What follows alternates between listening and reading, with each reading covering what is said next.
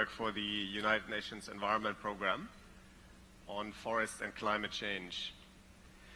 I would also like to welcome the viewers around the world on the live web stream for this session.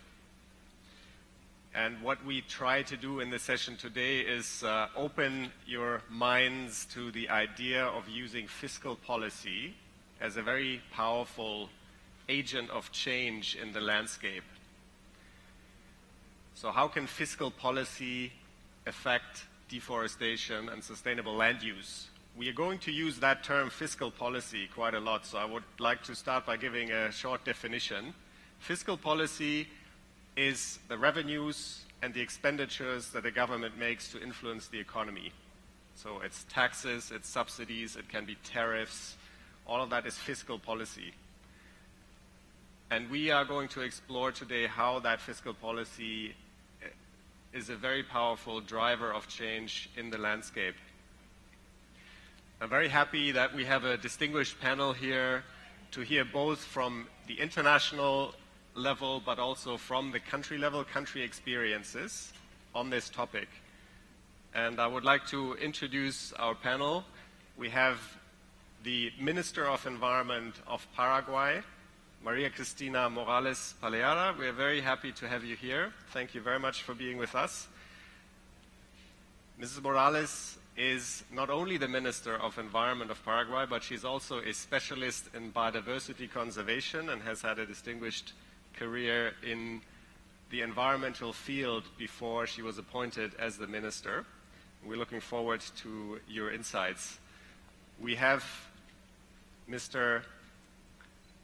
Tefera Mengistu, who works in the State Ministry of Forests and the Ministry of Environment and Forests in Ethiopia, where he advises the minister on issues related to forestry and land use. He has a PhD in ecophysiology, which sounds rather complex, so I'm sure dealing with landscape issues is easy for you coming from such a complex background. We're very happy to have you with us, and we're looking forward to hearing about Ethiopia's resilient green growth strategy and other issues that Ethiopia is doing to address sustainable land use. Next, we're happy to have with us Pavan Sukhdev, who, for many of us who've worked in the environment field, does not need an introduction, but as many of you will know, Pavan has been the study leader for the economics of ecosystems and biodiversity. So I would say he's the world's leading expert on environmental valuation, but now also on many other things. Amongst others, I can highly recommend his latest book, Cooperation 2020, where he examines the role of the private sector in reaching sustainability.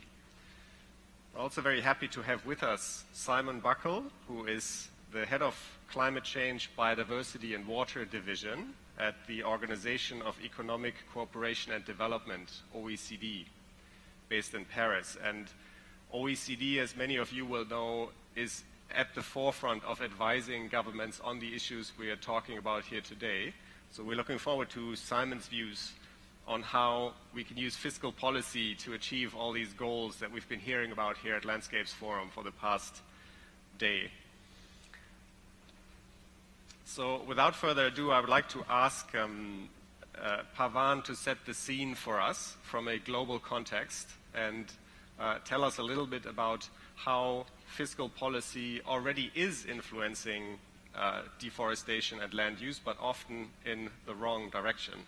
So Pavan, please, the floor is yours. Thank you, Tim. I think the challenge that we face is, as you have seen in the last panel, a challenge across different dimensions of our existence. It is about policy, it is about the private sector, it is about civil society, it is about communities. All of those are there as key players here. Very often we find that the policy driver, which is so powerful, is basically the incomes and expenditures of government, is still, in terms of its subsidies and its taxes, it is still targeting yesterday's priorities. So it is not my case nor anyone's case that it was wrong to have very large quantities of fuel subsidies or subsidies for agriculture. But these target a time where energy scarcity and food insecurity were paramount in a way that would allow these drivers to make a difference. And unfortunately, the usual problem of unforeseen consequences. We have today a situation where, in fact, the fuel subsidies of the order of $600 billion of price subsidies and $100 billion of production subsidies have been part of the problem of climate changing emissions and part of the challenge of leveling the football field to ensure that renewable energy, in fact, gets the right traction in our economies. The 270 odd billion, these numbers are all officially from various UN agencies and from the IEA in the case of energy. Those $270 billion of subsidies for traditional or conventional agriculture, which is the intensive agriculture, again, are part of the problem, not part of the solution. So we do have a challenge which is exacerbated by a focus on historic problems and not futures problems. The future problems are of creating sustainable development, forging a green economy, enabling, let us step down from the macro level to the micro level, enabling today's corporations, the private sector, to actually contribute towards the green economy. After all, the private sector is 70% of GDP, value addition, and jobs. We cannot have a green economy without a green private sector. And yet, we still have targeted at the private sector the wrong kinds of taxation. We are still taxing the goods, as in hard work, salaries, and in corporate ingenuity, as in corporation tax. We are not taxing the bads, which brings us to our topic, in terms of resource taxation for energy and resource use taxation. When we use the global atmosphere, it's basically atmospheric resource use. We don't use that. When we look at recognizing true performance, performance for value in society, which Paul Polman mentioned in the last panel, we don't again recognize that in the proper way. We just target purely shareholder performance and not stakeholder performance. So we have changes needed even at the micro or the private sector level in terms of micro policy changes. How do we achieve this? And I think it is a question now of placing our bets carefully and making changes carefully so that we don't ourselves trigger off a whole host of unforeseen circumstances and unforeseen consequences. We do not have the luxury of time. I think all of you are from a world who recognize that climate changing emissions are impacting our global environment at a pace and across different boundaries, whether it is ocean or coral reefs or just climate changing emissions in terms of storms and cyclones and sea level rise and so on, where boundaries are being approached, if not exceeded, and years like 2020 and 25 are coming up again and again in the language of scientists as timelines by which responses are required. Otherwise, we would have tipped across different critical points. We would have basically exceeded certain planetary boundaries and tipped ourselves into different, beyond thresholds, into different states of surface existence. So we don't have the luxury of time. We have to place our bets carefully. We have to use the fiscal driver, and we have to pick the policies and pick the taxes and pick the subsidies where change will deliver a new kind of economy, an economy where the football field is leveled, where the kind of production and consumption that we want, which is sustainable consumption and production, is favored as against the other kind, which is what today's system is favoring. This is a big ask. So I think the challenge of this panel is to eliminate this big ask, Tim, and I give back to you. I think this is what we need to discuss and bring out what is possible and where should we place our bets. Thank you very much, Pavan, and I will come back to you with that exact question, where would you place your bets in a little while later, and I will also come back to the figure you mentioned of $500 to $600 billion per year on fossil fuel subsidies, over $200 billion per year on agriculture subsidies. So there is no lack of money. Nobody can tell us there's a lack of money for incentivizing the things we want to do. It's just mostly spent in the wrong direction at the moment. So thank you very much for setting that context. And with that, I would like to pass on to Simon, who will talk to us about the OECD's view and advice on this issue. Please, Simon. Thank you very much. I hope everybody can hear me on this. Apparently this contraption doesn't work, so I got to use the microphone. So you have to hold it very close. Very close. Yes. Sorry. So I only recently became head of Climate, Biodiversity and Water Division at the Organisation for Economic Cooperation and Development, all of about a month ago. But I nevertheless hope that we can have a good discussion here and bring some of the insights that the OECD has gleaned over many decades of work on these issues, on fiscal and agricultural support issues, fossil fuels and so on. And it's a great pleasure and privilege for the OECD to be here to take part in this important event, so thank you very much for the invite. I don't know how much people know about the OECD. It's based in Paris, which is a lovely city, but it's got a serious mission, which is to promote policies that will improve the economic and social well-being of people around the world. It started off very much as an organization focused on the developed world, but now we have 34 member countries across the globe, from North and South America to Europe and Asia Pacific. And while we have some of the most advanced economies, we also have developing and emerging economies. And in Latin America, you know, Mexico and Chile are both members, and they're also red partner countries, which makes it relevant, I think, to this agenda today. We also work very closely with the big economies, the giants, the China, India, Brazil, and a range of smaller economies across the globe. So although the origins were very much in you know, the so-called rich world, the OECD's got a relevance far beyond that today. And we work with governments in partnership to understand what drives economic, social, environmental change. We measure things like productivity and global flows of trade and investment, analyze and compare data, look at future trends. We set standards as well on things ranging from agriculture and tax to the safety of chemicals. So it's a really diverse range of issues. Most importantly for this event, we devote a significant amount of effort to actually collecting and publishing openly data on government support for agriculture, and since 2010 on fossil fuels.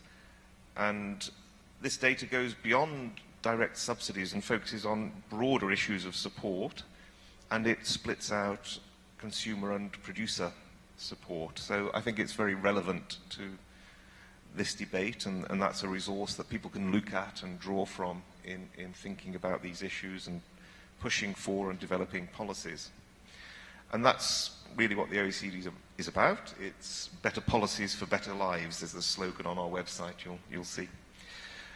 So get to the subject. Ooh, that's very loud. Can I move this away? Can you still hear? As Pavan has so eloquently said, the key problem now is how to ensure that private profit from land use and other activities doesn't come at the expense of social and environmental goods. We know that population and economic growth will only intensify the pressure on ecosystems. Land use change is predicted to be most intense in those areas that have the most biologically rich ecosystems, in the tropical regions. And providing for a further 2 billion people by 2050 and improving living standards for all will be a huge challenge. So we need to learn how to manage and restore these natural assets that are so critical for our well-being and on which life ultimately depends. And failure to do so is going to have quite serious consequences, and it will be particularly hard for the poor, but ultimately it will also undermine growth and development in other countries and for future generations. So this is a really critical issue. Fiscal measures can and should have a role. That's clear from what Pavan said.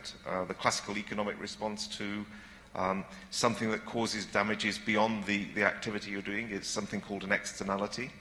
Most environmental externalities seem to be negative these days. And what you do to align private and social incentives is you tax the bad. You put a tax on something, and that leads to changes in behavior of the private actors to bring it more in line with the social good. So that's the theory, and that works very well in the textbooks. But of course, real life is far more complicated and difficult. So we have governments who sell timber through concessions, raising money from royalties. in a system, say, with multiple levels of authority, such as we have in some federal countries, you know, there might be incentives for politicians at one level to overissue concessions, for example, to secure local sources of revenue for their own purposes. And we have to look at these perverse incentives within the fiscal system that might drive excess or inefficient use of natural resources.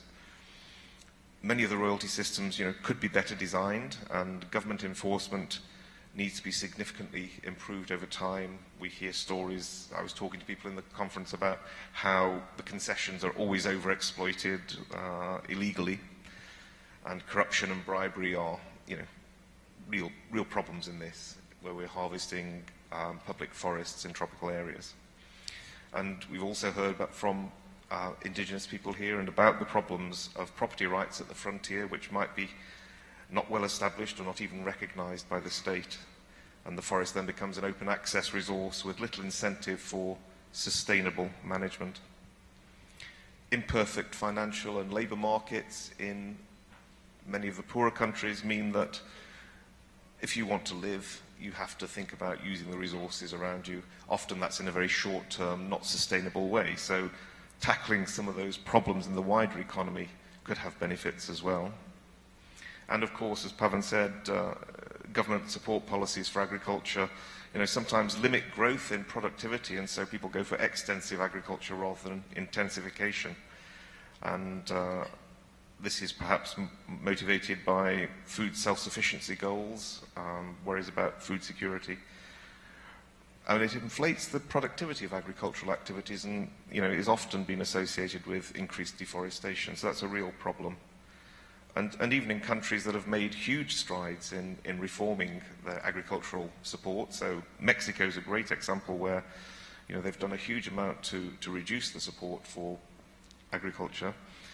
You know, it's still a problem. They still have, you know, half of their support, roughly, linked to the most damaging stimulation for production and inputs, for example, energy use, electricity for water pumping, fuel, and so on. So even somewhere where like Mexico, where an awful lot's been done, there are still problems within the system that we can work on. And there's a real potential for well-designed measures, both taxes and subsidies, so subsidies for goods, taxes on the bads, to play a significant role. And we can do this probably in three ways: increasing the resource mobilization so that we can spend more money on the goods that we want to provide for. And compared to, say, the international funding mechanisms, if you're using the fiscal system, you're automatically at the right scale for dealing with these problems. You know, if exports of palm oil are, say, roughly 9%, I think, of Indonesian GDP, or no, 9% of all, yeah, I think it's 9% of GDP, you're automatically at the right scale. You're at the scale of billions to address these problems. Removing inefficient subsidies. I'd like to sort of welcome the fact that the Indonesian president has just made a very strong step in reducing fossil fuel subsidies. It's a very encouraging sign. And then we also need to use these tax and subsidy instruments to ensure that the price of goods and services reflect the social and environmental value. And where does the international community come into all this? Well, this is a big structural change. It's going to take many years. It's not easy to boost the capability, to ensure you've got good governance and effective monitoring and enforcement that underpin a good fiscal system. So there's an important role there for the international community in the short and medium term to provide the financial and technical support. And then, hopefully, you know, we can bring about a virtuous circle where we get increased fiscal resources, we get increased and better governance capacity, and that leads to better fiscal resources, and we can begin to tackle these problems. But it's a huge one. Thank you very much, Simon. And again, we'll come back to especially the question of subsidies, and you also mentioned perverse incentives in that regard. And the mantra of taxing the bads, not the goods, I think that is now starting to happen in some countries, at least. And all of this under what at UNEP we term the transition to a green economy that goes, of course, beyond sustainable land use, but often the drivers of deforestation and unsustainable land use are outside of the actual agriculture and forest sector. So thank you very much for that, Simon.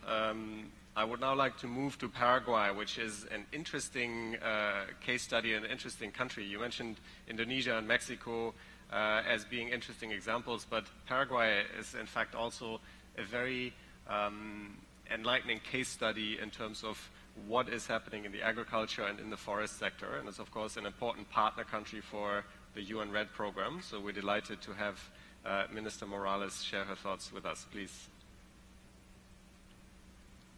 Muchas gracias por la invitación. Buenos días. Invitation. Good morning. Before I start talking about deforestation, it would be important to know a little bit about the context of Paraguay. This is one of the biggest exporters and producers of soja and meat. And how did we get there? Well, given the policies that we had in our country since the beginning, let's say from the times where all the agriculture, the business agriculture made a big revolution until the 90s, the forests were considered non-productive because of agrarian law. This meant that the forest, the areas of the forest could be just seized from their owners. So there was sort of an incentive of a change of land use. In those times also the state found the need to promote the development of this small and poor country. So I remember that I lived in those times where lands were just simply given away, and then with very accessible credit, so that one could develop agricultural and cattle breeding. For a long time then, the forest did not have a real value, and it was even more profitable to turn them into something else than to use them, even though we did have a forest law that promoted the rational and sustainable use of the forest. And the forests then were exploited, and we were one of the main exporters of timber. Then Rio arrives, and with Rio we start working on the new policies that more tackle biodiversity. And then we came up with a law of protected areas that acknowledges forests or gives forests a real value, and private reservations that were created were not plausible to enter into the agrarian reform. This is that they could not be seized, all these private lands could not be seized. This was quite an interesting incentive in order to increase the forest surface in the country and thus avoid deforestation. But the agrarian reform continued until 2002. And during that time, we were already working on the new law, and we see that there was massive deforestation because we knew that the time would come when the forest would be acknowledged with a real value, and that there would be a decrease of the advance of the agricultural border. So in 2002, we came up with a new agrarian reform where we acknowledged the value of the forest, that forest environmental services, not only for forests, but also other ecosystems. And we started setting out that in those places there could not be any agricultural colonies created by the state. We did yet have some flexibility for business agriculture or for those activities done by the private sector. So by then, we had already lost approximately 80% of the original coverage of the Atlantic forest, that, as you know, is one of the ecosystems that is mostly threatened. So the state then started developing new policies. In 2004, this is 2 years after the new agrarian reform was passed, we established a law to avoid deforestation, so deforestation zero in the Atlantic forest of our country. So that situation cause that all the cattle breeding activity be swift into another area in our country, which is the Chaco, which is the second forest ecosystem in the world. And so we then started developing the cattle industry in that Chaco area. And given this, the state started thinking, and also with the assistance of all the work done with the social institutions, they started thinking about another economic tool to incentivate and promote, not only to work to control and sanction some actions, but also motivate the protection of the forests. So we passed a law that payments for environmental services, and this is quite an innovative law because it's not the state that has to pay those who protect the forest. In this law, what we do is he who deforested more, or as we know and is worldwide accepted, he who contaminates or he who harms has to pay. So this person has to pay someone who has a bigger surface, a biggest forest surface beyond what is demanded by the law. So this law also allows that person that has a certified forest to be exempted up to 50% of the taxes paid to the state. So we created some sort of good incentives in order to refrain or stop deforestation in all the areas in our country. Even with this law, well, we still have a lot to work along this line to make it more efficient, but we've made transactions of $2 million involved, and we are also looking into mechanisms so that big infrastructure, works of infrastructure, buy environmental services for equivalent to 1% of the investment they may make. And so all industry or the construction of big roads do have to make this investment. But there is a problem here. There's a situation, to call it in a way, in which we see that the state is very much interested in collecting, because we're a small country and we need to develop ourselves. So the exemption, this exemption of the taxes, well, we cannot reach an agreement with the financial sector, with the Ministry for Economy. So what we have to do is to review our laws in order that this be effective and adequate to the needs that we have. So all these movements of fiscal policies and agrarian policies resulted in having this level of agrarian development in the country. But aside from this, we also have fiscal policies that really promote the production of soja and meat. Soja for the investors. Soja, well, Paraguay is very interesting because we do not have taxes to the exports of grains, and what we pay for taxes for the agricultural production is very, very small. It represents 0.03% of what the country collects. But on the other hand, we also have to analyze the situation that both soja and meat represent 50% of the GDP in our country. So these are two branches or two products that have a very important weight in our economy. So if we really want to make some decisions as far as reforms of the fiscal policy, we have to be quite cautious and do a very in-depth analysis. On the other hand, there's also a subsidy to the fuel that the agro-productive sector and agro-industrial sector use.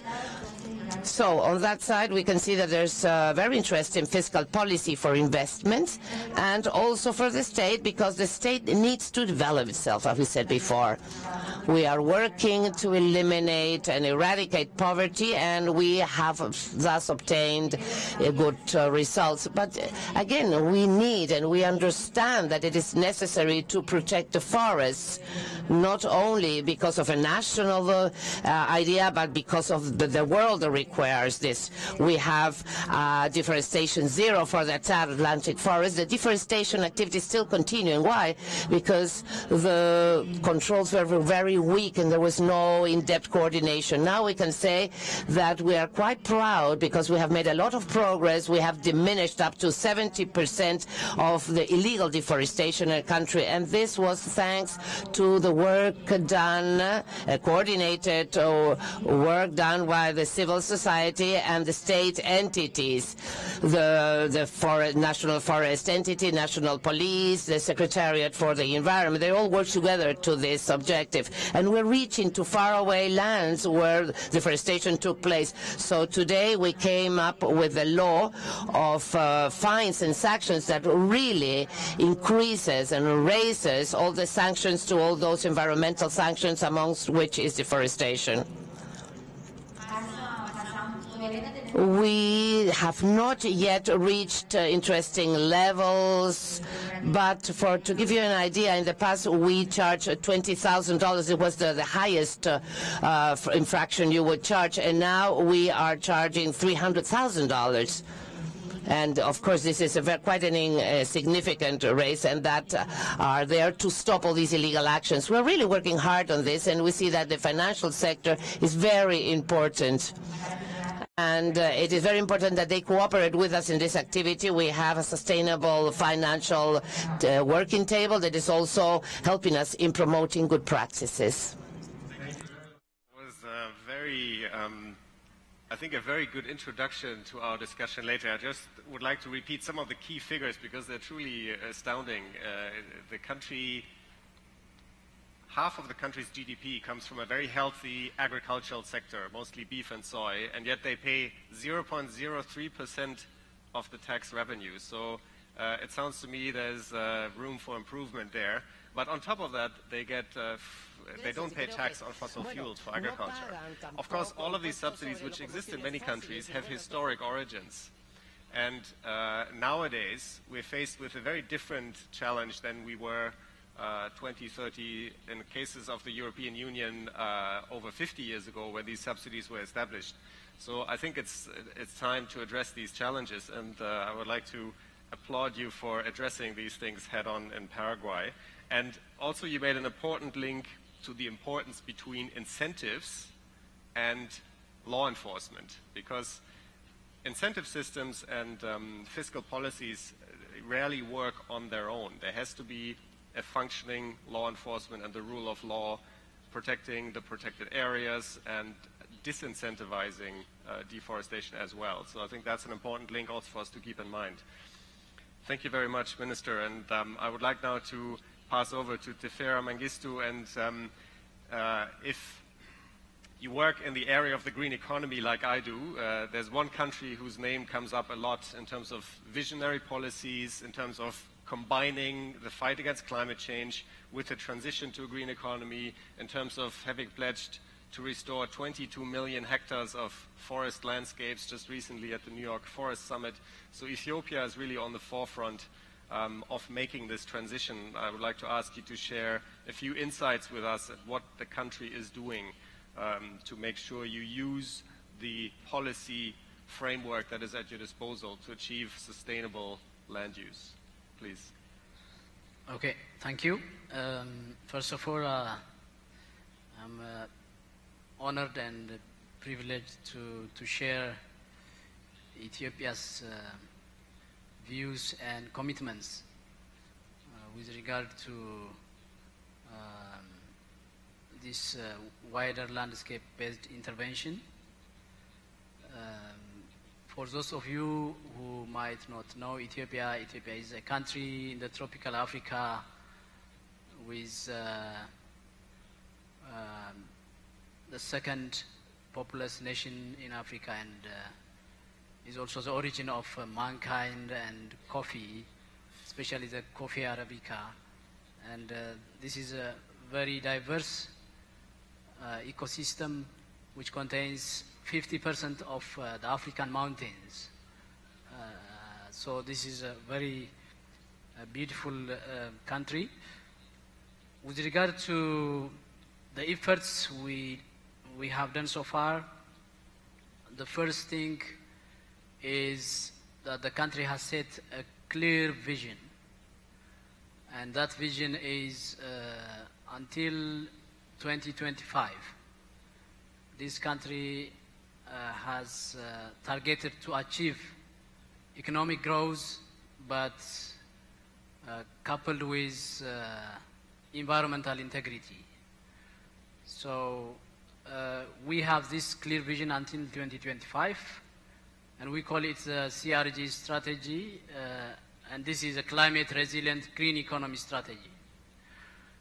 And in this strategy we have about 4 important pillars, and 2 of the 4 important pillars are landscape components, direct landscape components, agriculture and forestry. These are the 2 important pillars, and the other one is power and infrastructure, including transport. So the strategy has set a priority to important landscape components, agriculture and forestry. And if we take the targets set in the forestry sector, we have planned to manage sustainably and restore about 7 million hectares in the next 10 years.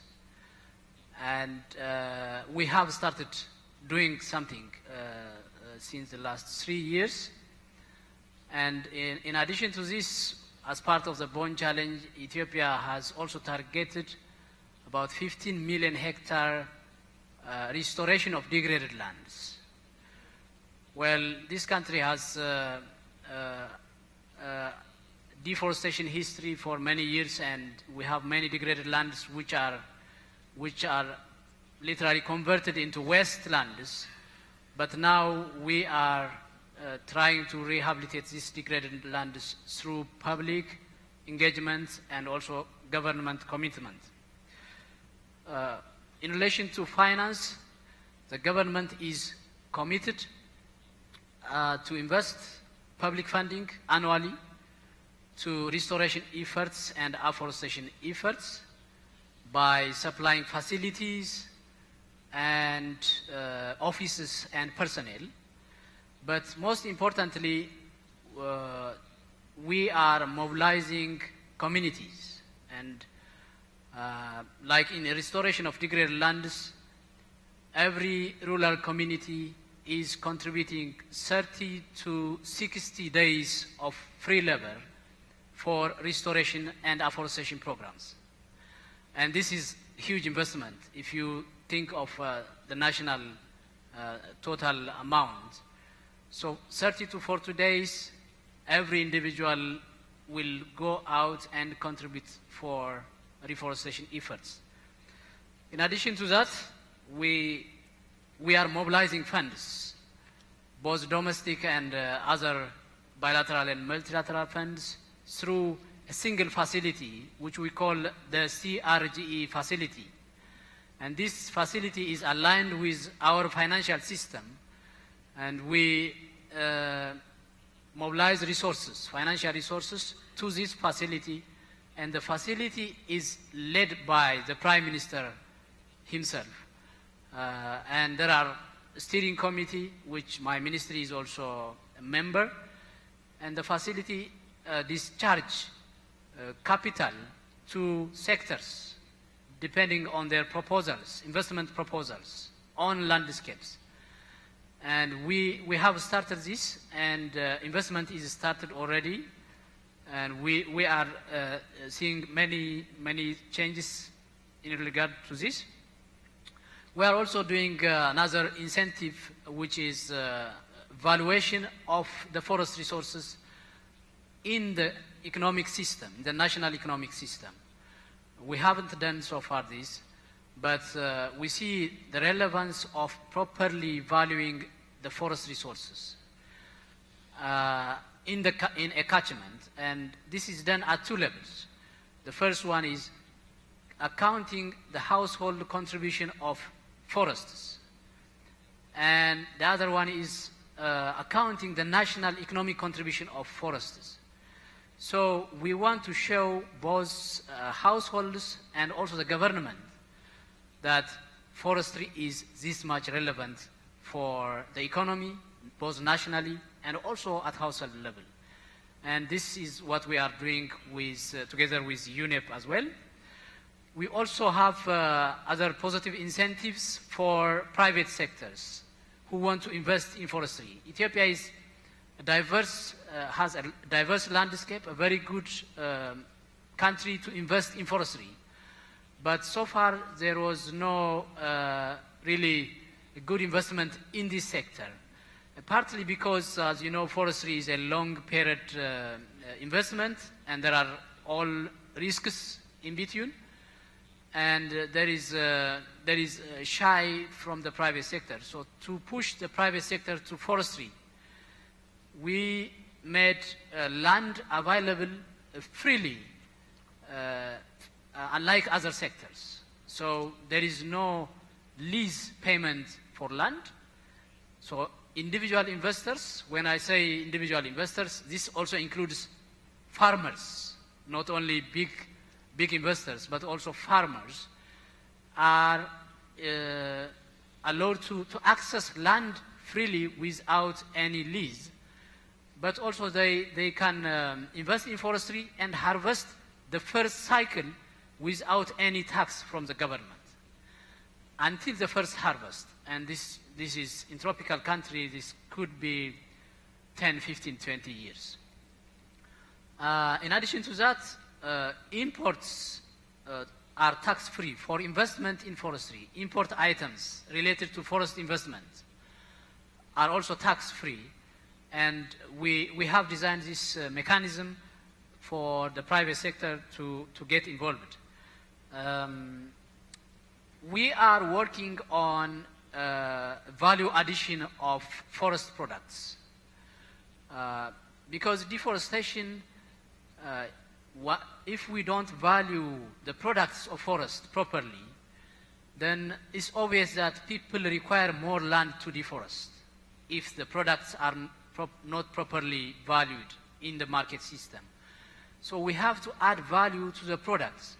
And we are importing or piloting technologies that add value to forest products. So if people get more income from small amount of products through value addition, then further deforestation will be discouraged. And we are working on this scheme as well.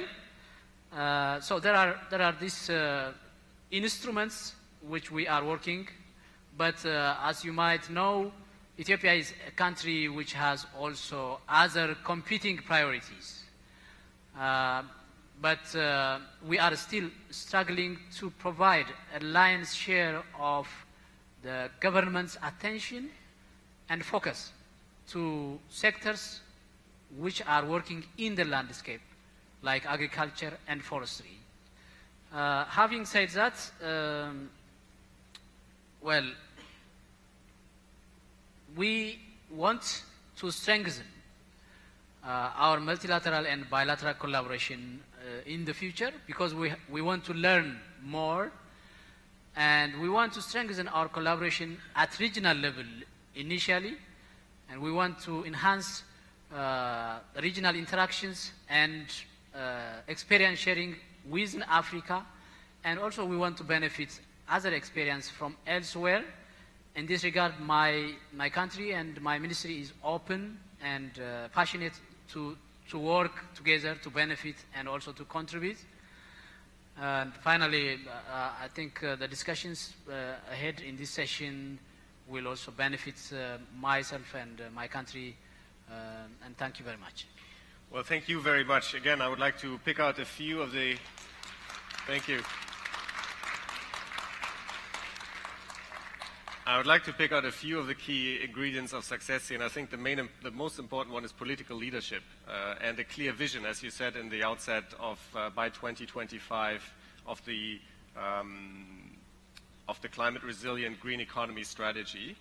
And what is, of course, also interesting about Ethiopia is that the economy grew by, I think, about 10% last year. So this does not come at the expense of economic growth. This transition is done under the premise of a green economy transition, and the growth is quite impressive. your intervention also prompted me, I will ask Pavan about the GDP of the poor, an interesting new concept that he's been working on that could maybe help you to make even clearer to the political leadership how important the landscape is for a large part of the population.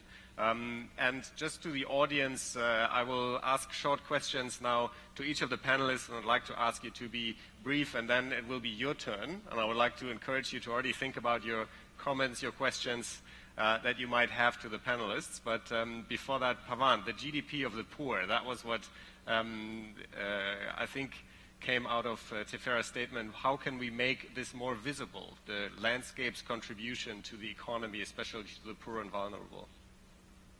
I believe what you were talking about, sir, when you mentioned that you were accounting for the household contribution of forests, is what we in the world of TEEB, the economics of ecosystems, have called the GDP of the poor. We have merely called it that. It's a name because we feel that more widely it is not understood the extent to which rural households are dependent on the flows from nature. We want to emphasize that level of dependence. And one recent example, which will be highlighted elsewhere in the UN conference here, is from Kalimantan Tengah in Indonesia, where we surveyed households in the state, which has 1,500 villages. We surveyed, as a sample set, 15 villages completely, and found 4 different types of households with dependencies ranging from 40% to as much as 80% of their household incomes, which is defined consuming materials that they harvest sustainably from the forest, but also bringing into the household for the feed for cows and pigs and chicken, which they sell into the local market, and also rattan, which they collect from the forests and sell into local markets, and so on, a whole range of activities. And when we recognize that, I think you begin to see that the correct development model is not to damage the GDP of the poor, but to layer it together with health services and education for children in order to be able to provide a future which is more resilient and more rich with opportunity in terms of different jobs. So that is what Tim probably was requesting that I remind. But I just thought, hearing both of your excellent in-country examples, I would add my own little example, which has not yet happened, but I hope it does. And I go back to explaining why I look at palm oil and tariffs, which is, as we know, that today's economic model basically favors private profits over public losses. And there is no greater public loss that we are facing than the loss of nature.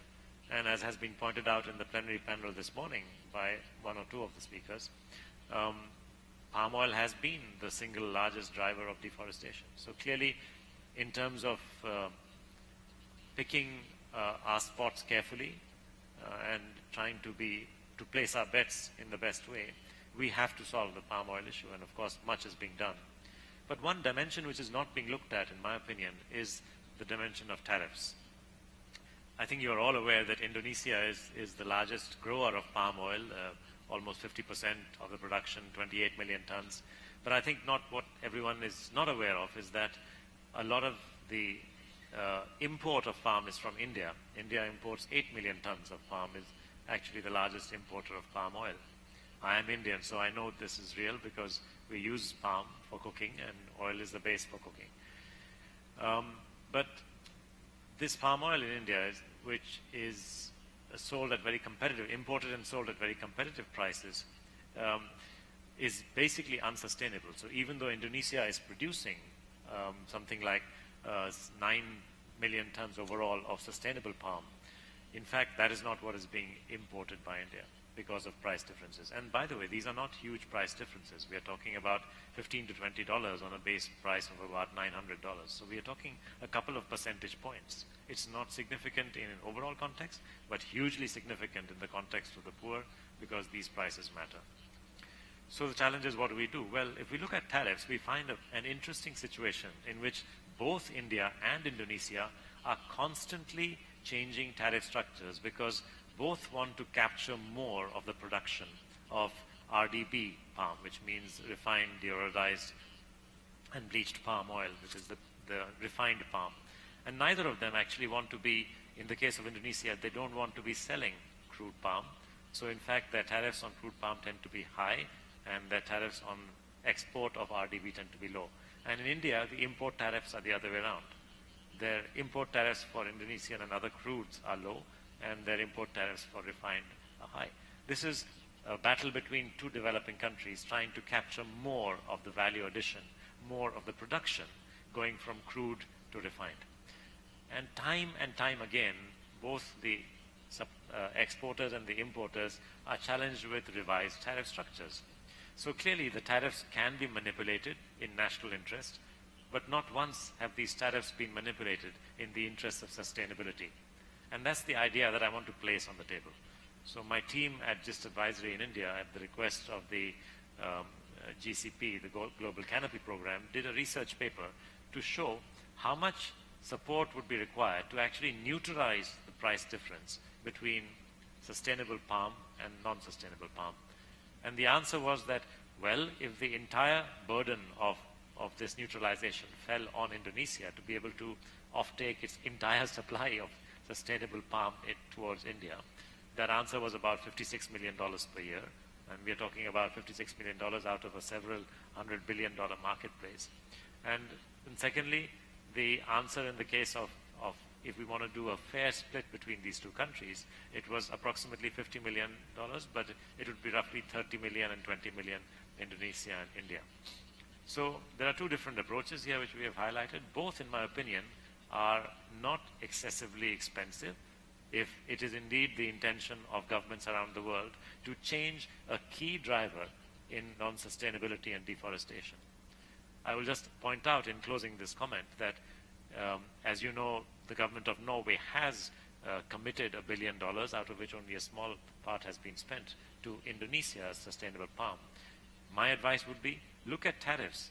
Look at the financing of tariffs. You will not be using the entire billion. You are looking at a small fraction of that. And if you want to be experimental, go down to a location like Kalimantan Tengah. Create a Kalteng premium oil, which actually then, at least from a location, can be subject to the same tariff benefit. So this is a specific example of how looking at the opportunity of tariff structures between two important nations in this trade could make a big difference between sustainability and unsustainability.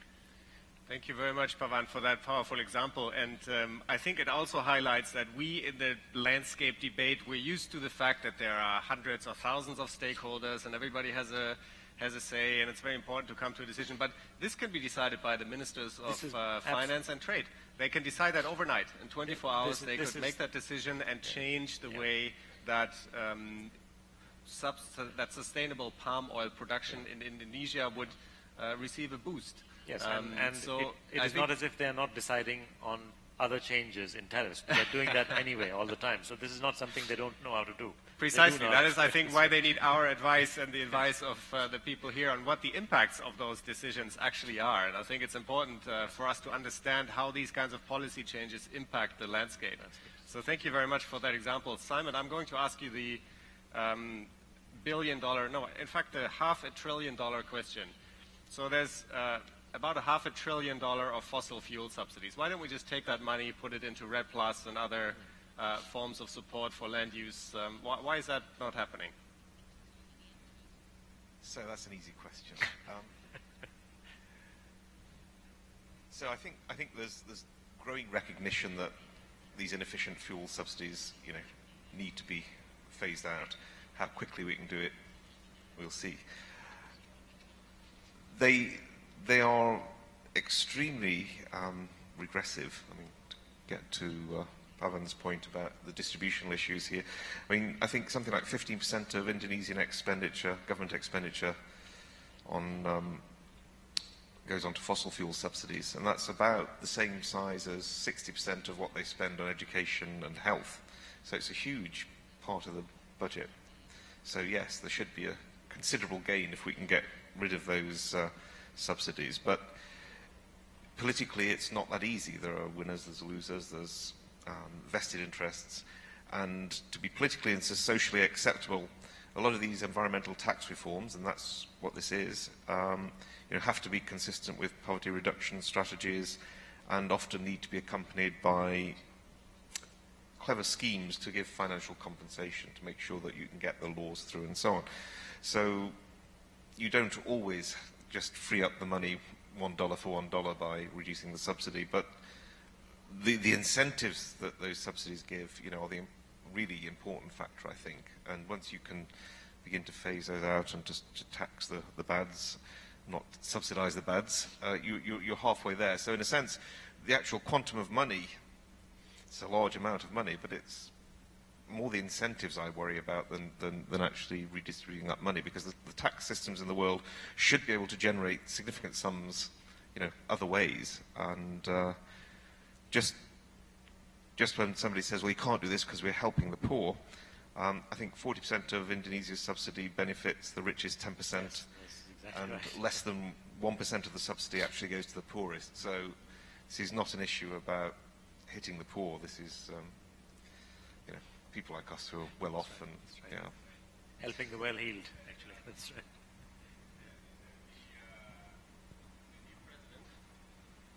Is the microphone working? Yes, now it is. Thank you. And as you said, the new president of Indonesia is clearly addressing this issue. Actually, it was one of the first issues his administration started to address after the inauguration, that they head-on addressed this issue of fossil fuel subsidies. Now, I would like to open for questions, but before that, we have a short respondent from the floor. We have our colleague Gabi Kissinger with us from Lexmi Consulting, and those of you working on RED Plus and sustainable land use issues will, of course, know her paper on drivers of deforestation. And I would like to ask Gabi to share with us a few thoughts on what we are studying at the moment, to draw your attention a little bit to forthcoming work on subsidies and how they influence land use. So, Gabi, please.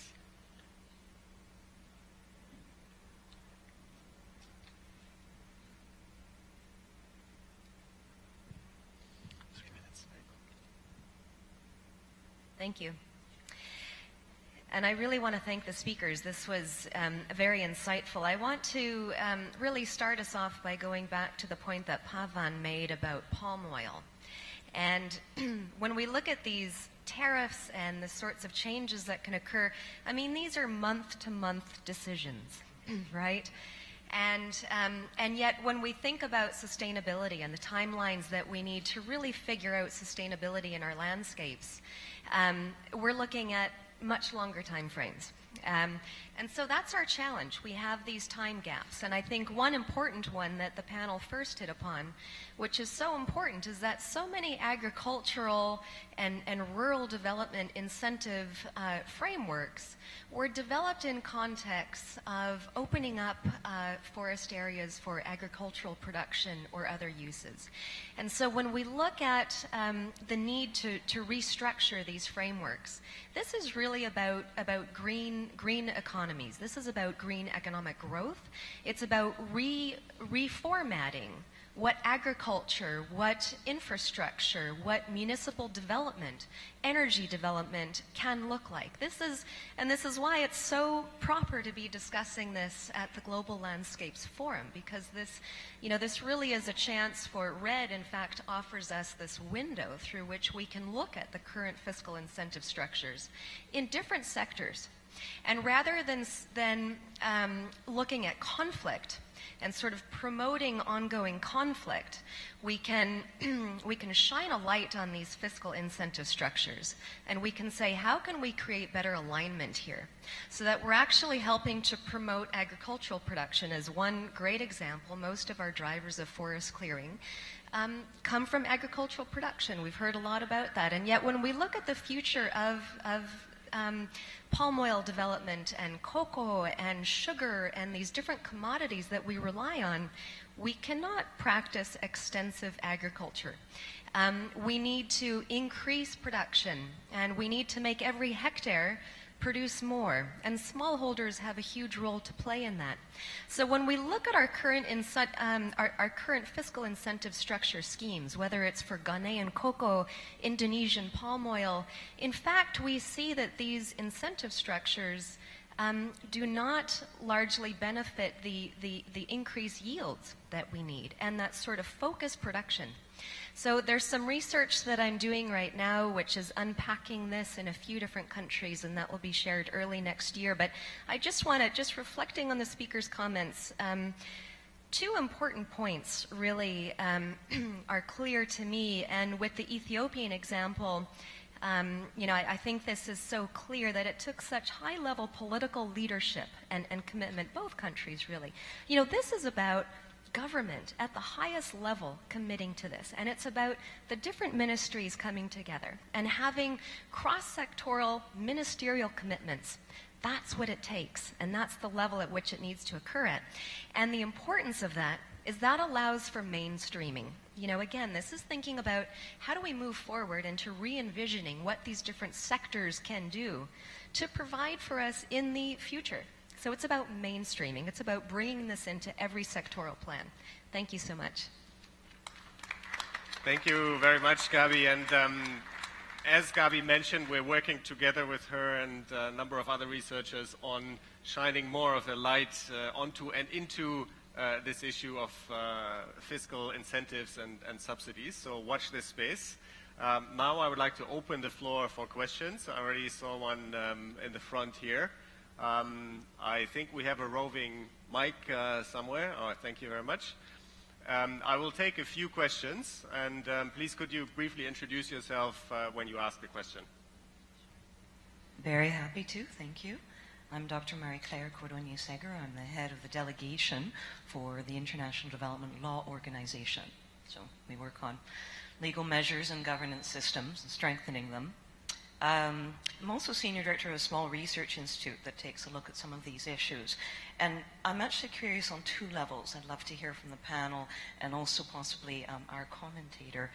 On the micro level, when we look at landscapes, and in particular if we're thinking about landscapes as one among many embedded areas where policy intervention and, dare I say it, even legal measures are possible, I'm worried that sometimes we depend on institutions to implement our changes, and they aren't strong enough to do it. So I'm just wondering if from the panel's perspective, and Pavan helped start us off in this direction, you could just tell me one particular instrument that you think has really made the difference, and what was necessary to make it work on the ground. I think that the answer may go somewhere toward involvement, ownership, engagement of civil society watchdogs, complaint mechanisms that actually work, ways to keep people on the line of making the instrument transparent and accountable. But I'd like to hear from you. And in that same relationship, I think we have a set of tariff instruments that we are using right now, not enough. And I'm referring, of course, to our regional trade agreements and our bilateral investment agreements, the treaties that we're signing these days, to try to come to some of the more permanent or at least slightly longer term crystallization of some of these policies rather than making them week by week, quarter by quarter, month by month. And I'm just wondering, we're not really delivering on the promise of these agreements, frankly, for sustainable development. I think some of them, some regional ones, now have some innovative provisions, but they're not really yet being fully implemented. And so I'd love to hear from the panel, not just what could trade and investment agreements achieve more for sustainable landscapes, but also what other economic agreements and instruments we can adopt in treaties like this one, where we might be able to go faster to making the same changes that are needed. So I'm sorry for focusing so much on laws and instruments. It's a technical bias, but I would love to hear a few more ideas that follow along Pavan's excellent opening. Thank you. Thank you very much.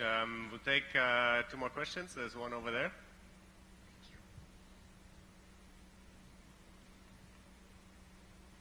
Sorry, your neighbor had the hand up first there. Yes. Good morning. My name is Lenin Valencia. I work on the Peruvian Society for Environmental Law. I was thinking while you were speaking about all those instruments, I was wondering, basically, we are talking about the financial forces, how they affect the landscape, and about trade policies. But I have the impression that we are looking mainly to those sectors directly linked to the forest, for instance. But what about other, for instance, international trade policies, framing and constraining the state's capacities to regulate on the environment? I'm thinking, for instance, in the free trade agreements or in instruments like the Trans-Pacific Partnership, who, as far as I know, has a lot of concern from the environmental sector for the implications that this could have for protecting precisely the forest. I don't know what are your ideas on those issues. Thank you. Thank you very much. There was a question at the very end there.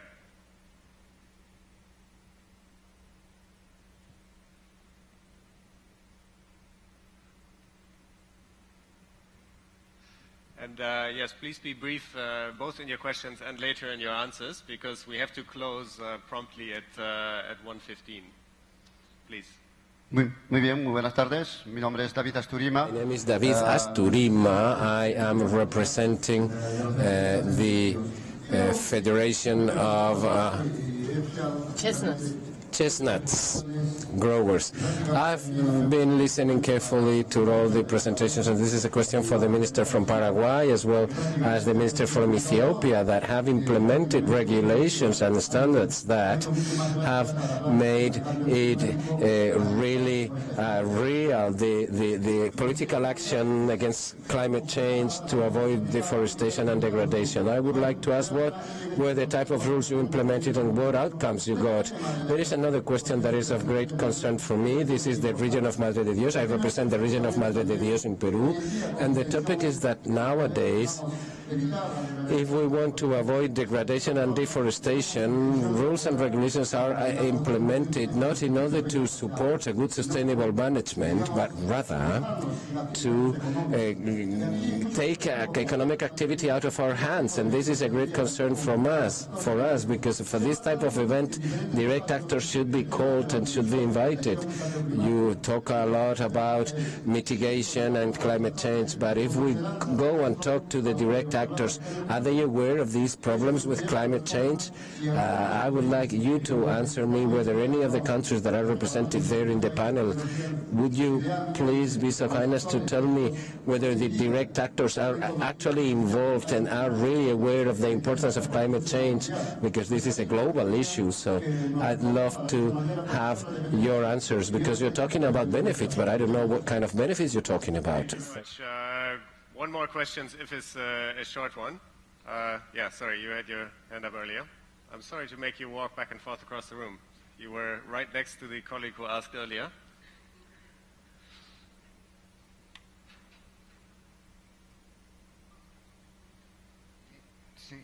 Sí, buenos días para todos. To you all. I come from Paraguay, Balbino Benitez, from the National Agriculture Union and Coprofan in Mercosur. This is not a question for you, this is a question for the audience in general.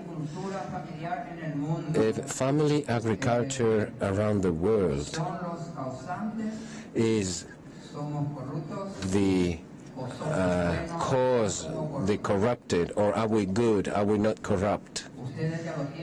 You have the answer already, so I can go on with my proposal. If the judges, the prosecutors, and the international corporations would be doing their work properly in the world, who is the corrupt here? Is the family agriculture, or is the large corporations with the support of judges and prosecutors? And the answer, you have it already. And I would like this to be in the minutes of this Congress, so that it stays written black and white for the rest of our history, for the rest of our lives, that the family producers in the globe should be given what belongs to them, their money, so that they can cooperate, so that they can do the healthy production and feed the world. and that these family farmers should be trained, as well as these large international corporations, judges and prosecutors should be educated, should be trained. This is a very simple solution, and if they do not comply with the rule, they should be punished. And for me, the Guarani race is not destroying. Our cradle is Guarani, and it is known all over the world. We are nomads and we don't cut trees. In Paraguay, who is destroying our forests? People who come from abroad, people who do not sign any commitment. This is a clear message for the world, and this is happening in Paraguay today. Minister, you know that it is true there have been some changes in Paraguay, that in the past many non-productive forests were destroyed, but today much of forest destruction is not a problem only for Paraguay, but is a problem for the world. So to conclude, muchas gracias. Creo que ha sido muy claro su mensaje. Es más. Please, can you wrap up, because otherwise they will not have a chance to answer. Sí, en conclusión es... Yes, as a conclusion, let me say how to reach out to the family producers with the necessary resources so that we are integrated in this world struggle, the family agriculture. Thank you very much. There were quite a number of interesting questions. I would like to ask Pavan and Simon to address the first two, either of them or perhaps both, on the micro-level interventions in the landscape, and are our institutions strong enough to deal with these changes, and how to enforce the changes, and then on tariffs and the regional trade agreements, and perhaps a framework for longer-term change through trade. Then there was a question on environmental law. The room seems to be full of lawyers. That's very good. We need lawyers, as we heard also this morning from Justice Benjamin, to really enforce these changes. But how can we influence the sectors across the landscapes also through change in other sectors? And then lastly, there was a question to the ministers, and both from Ethiopia and from Paraguay, on the regulations and standards that are used to incentivize the changes we want to see. And a question whether the local actors are in fact conscious of both the challenges and the solutions of climate change mitigation adaptation, and that's a fairly complex question, but I hope in the few minutes that we have left you'll be able to address them. And I would like to start with the minister, please. Sí, bueno, muchas gracias. Con relación... Okay, with regards to whether the people know about climate change, I believe this is a commitment that all countries have to disseminate this information, not only at the level of the producers, but at the level of all people. In Paraguay, we are doing big efforts so that this be well known to everybody, and that the climate is already showing us this. We had a very drought season and also a flooding season this year, and this was really very harmful. And we also have an environmental impact law and also payment for environmental services that establishes some environmental safeguards and social safeguards, where there has to be a prior informed consultation and also communication to all the indigenous communities and peasant communities. With respect to what our colleague from Paraguay was saying, that there is an interest, a particular interest from this government to work on family agriculture as a means to ensure food safety and food security. We have a very interesting research done where they show that they can very strongly cooperate by doing reforestation activities and improving their crops in the very small area that they can possess. So we are redirecting all the funds that we have through the international community, and that well, we really need to know how to better develop this. We have to create other environmental funds and see how these fiscal incentives can better contribute to enriching these funds, and we can redirect them. As far as small agriculture is concerned, this can play a very important role, at least in Paraguay. We have lots of areas that were deforested in order to start some colonies, and where we have identified some reforestation areas. So we would really like to have the cooperation and see how we can better apply RED mechanisms in these areas, and thus favor not only the preservation but also social development. Thank you. Thank you very much, Minister. I would like to ask you, please, next to respond to the questions. The standards for incentives, so far we are using local standards. For example, at farmers level, we provide recognition, not just provide money. We don't have that incentive mechanism, but a good recognition in the political system up to the higher level for farmers who build resilient farming systems. That includes all components and that are able to win poverty. We certify farmers. So we provide certification, and this is incentive which we established at a local level. But also we recognize regions and districts for their best achievement every year on this climate resilience efforts, investments. That's the type of recognition which we are considering and doing in Ethiopia. Thank you very much. I would like to give the floor first to Simon and then Pavan. Thank you. So one instrument, I don't know. We can obviously do something about fossil fuel subsidies. We've seen the Indonesian president take very welcome action there. What about something on a more micro level? So pumping groundwater for agriculture might be subsidized in certain areas. That encourages extensive agriculture. I think there's a case where the Chinese actually make people pay for the water, and they have a pump and they pay for the fuel to extract the water. And as the groundwater goes down, obviously the costs rise. So that's a nice mechanism that actually makes it more expensive the more resource you use. So things like that.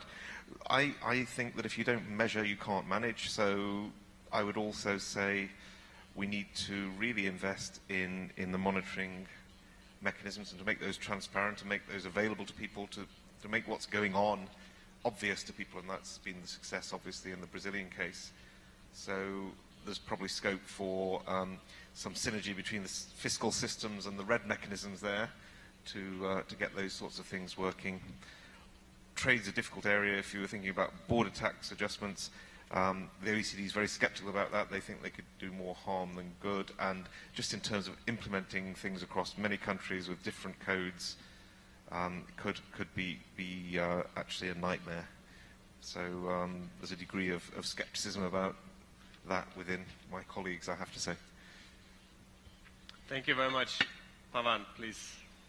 Tim, I'll pick up on perhaps 2 or 3 questions which covered the themes of, firstly, a need for fiscal incentives, disincentives, taxes to have some staying, some life, and not just constantly be volatile and create more confusion than they solve. And secondly, a couple of people have raised the issue of what are the benefits and what kind of benefits. And to illustrate both of these, I think the example that comes most clearly to mind is the resource tax applied by the government of Norway. Right from the beginning, when North Sea oil was discovered, they've been applying a 79% resource tax, which by any standards, basically on 79% of the price of oil that you sell, you have to pay to the government. So by any standards, that would be considered high. And yet, it's clear that in addition to that, of course, they are supporting oil exploration, so there is some commitment by the government towards oil exploration. So this high resource tax has resulted in what is today something like an $850 billion fund the GPFG essentially is the government pension fund global, is a result of largely the revenues gathered from this tax that has been applied. And when I remember I asked the Norwegian Environment and Development Minister, Erik Solheim, how can you do this? I mean, surely companies will leave, don't they complain? He just laughed. He says, yes, they've been complaining for the last 25 years and they're still here. Right? So that tells you that when you have a solution of the kind that addresses resource taxation, good answers can follow. And indeed, part of the benefits, to come back to your question, sir, part of the benefits of the GPFG is the $1 billion each that Brazil and Norway have got to solve for REDD+ in their countries, which leads me to my last suggestion. We need to see taxation in a different light. We need to recognize the opportunity that is with us to change what the corporation pays. Tax the bads, don't tax the goods. In other words, if there is a greenhouse gas footprint, ask corporations, and this has to be organized as part of the UNFCCC initiatives towards Paris, ask the private sector in what way they would accept their investment in REDD+ credits from eligible locations such as yourselves in Ethiopia and other countries. How can they invest in that and treat that as an offset against their corporation tax? If we do that, then we are genuinely incentivizing them to support REDD+, to provide income in the hands of the poor, both in your countries, and at the same time to be able to offset carbon emissions whilst not adding to, on a long-term basis, their burden. It is the change in the perspective of what you are taxing, the goods or the bads. And I think this is one discussion. I mean, this is a too general idea for me to call it a suggestion, but this is a discussion that needs to happen in the run-up towards Paris. Thank you very much. I think those were fitting closing words. Unfortunately, we've run out of time, but I would like to mention that this is not the end. It is the beginning of addressing these issues through UNEP, through the UN REDD program and others in the field of the Landscape Forum, in the field of the UNFCCC. We have, as we said, several pieces of research in the pipeline that will shine further light on this. We are working with partners such as Pavan and his advisory service to advise governments on these issues. So we see this as an opening of this dialogue. Every country is different and every country will need different advice, but obviously what we are here to do is we would like to help countries make these decisions and walk the talk of the green economy transformation. So I would like to say this is not the end, this is the beginning. I would like to thank very much our panel for the excellent contributions and you for being here and asking these excellent questions. So a round of applause both for yourselves and for the panel. And we have a session later on the forest ecosystem valuation we've done in Zambia, Tanzania, and Panama that will take place from 4 to 5:30 in the room next door. So forest ecosystem valuation will be later this afternoon. And the organizers have reminded me we will start the next sessions at 2:15 sharp. So 2:15 we will start the next round of sessions. Thank you very much.